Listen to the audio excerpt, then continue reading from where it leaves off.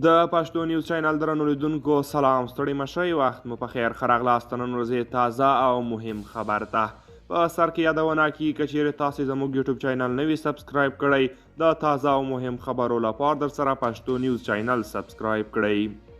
تازه اشرف غني وویل چې افغانستان کې باید داسې نظام راشي چې تل پاتې وي او ټینګار یې وکړ چې باید څو محدودو اشخاصو ته د افغانستان واک ورنه کړل شي.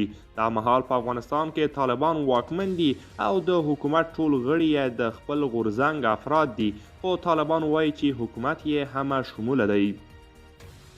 نوموړي په خپلو خبرو کې نه د طالبانو نوم واخیست او نه هم د کومې بلې ډلې، خو وویل چې باید تیرې تیروتنې تکرار نشي.